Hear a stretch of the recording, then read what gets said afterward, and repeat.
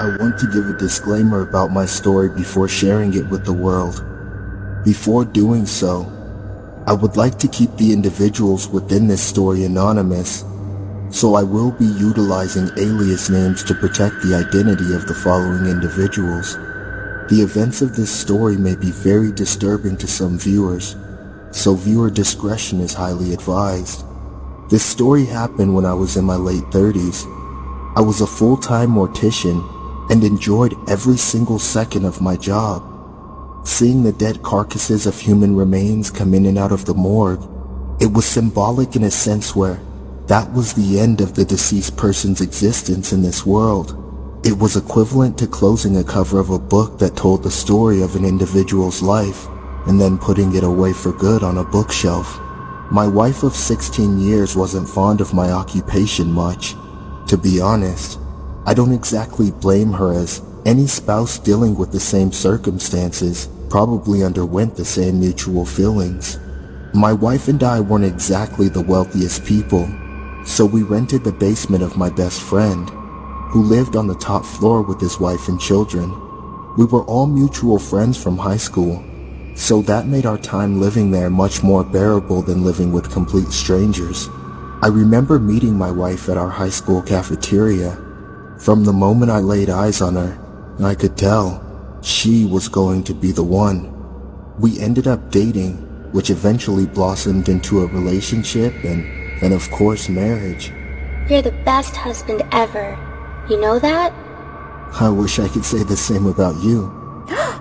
I'm just joking. You are the greatest wife ever. Sound better? Of course. Promise you'll never leave me? You'll always be with me. A promise is a promise. Like I said before, we've been together for 16 long committed years, but not all fairy tales conclude with a happy ending. It was a Friday evening when I was out with some friends at a local gentleman's club for one of my colleagues' 40th birthday. I personally didn't tell my wife, as I didn't want to hear her fuss about watching other females dance exotically behind her back, so I let her know that I was visiting some family relatives. The time was roughly 11 p.m. when I began drinking beer after beer, shot glass after shot glass. I had completely lost count of the amount of beers I had consumed due to the overbearing amount of orders me and my friend put in on the tab. My surroundings became blurry as the temperature in the room gradually increased the longer I sat in one spot. I could legitimately feel my head throbbing and could hear every pulse exerting the blood from my veins to my temple. A head rush from hell then began to stir my brain up as sweat began dripping down the side of my face. That's when my friend Jake jokingly confronts me by saying, "Dude, what would you do if your wife ended up finding out that you were here?" "It's not a big deal. We've been married for 16 years, so she's not going anywhere." Speak of the devil. You gonna answer that? I remember hearing and feeling my phone vibrate on the side of my pants pocket. Answer it. I can't. She must know that I'm here. Dude, what are you talking? Just shut up and mind your business. Dude, I can buy you a lap dance if that'll calm you down. Sheesh. I felt like my friend was intentionally trying to exasperate me immensely, like he was poking the bear and was questioning the integrity of my relationship.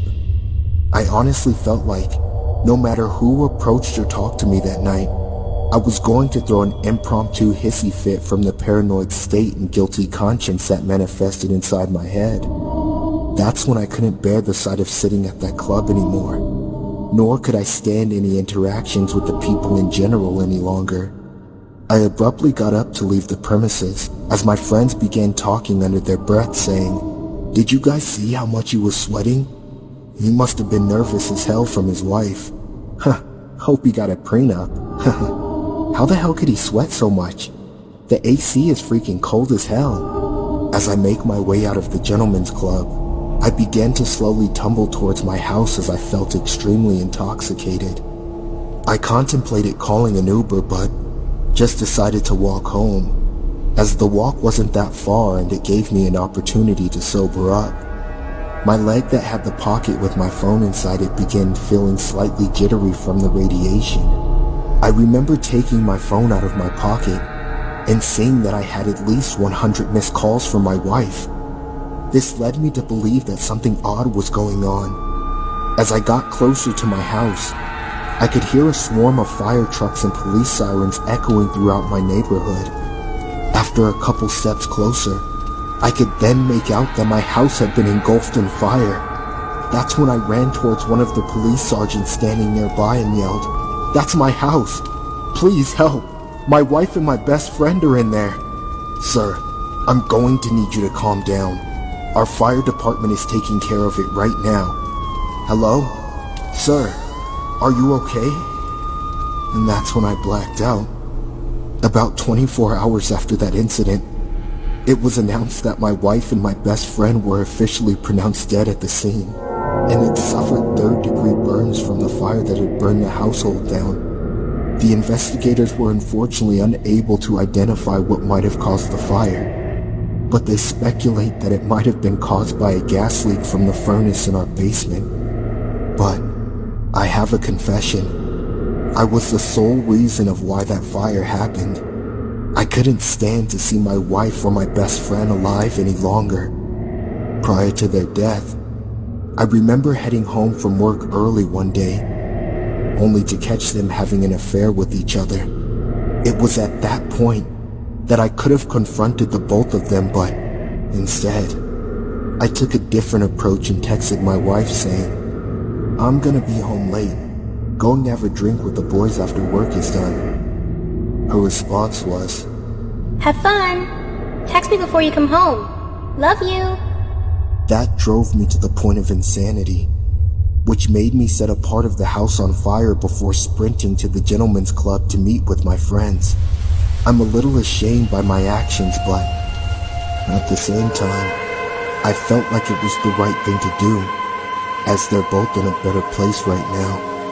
My conscience would have been worse if my friend's wife and children were involved, but luckily, they weren't, as they were fortunately at a close relative's house.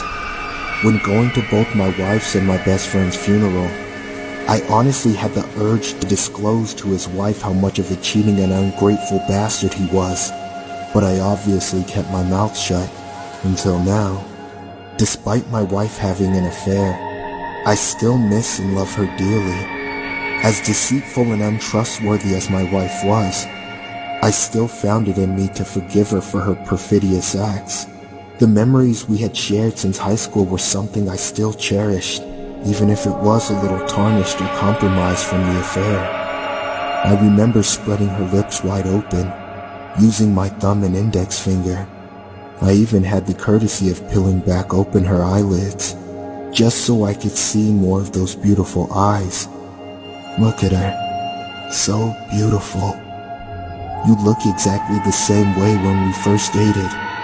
You know that? The deeper I indulged myself by gazing into her eyes, the more emotional I became, as I knew that this was going to be the last time seeing the glistening sparkle shine in her pupils.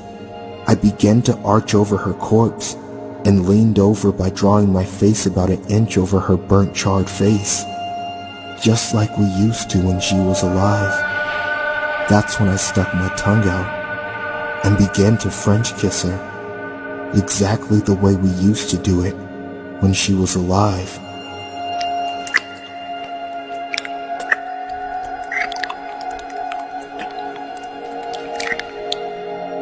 I forgive you, Hannah. I told you that you'll always be with me.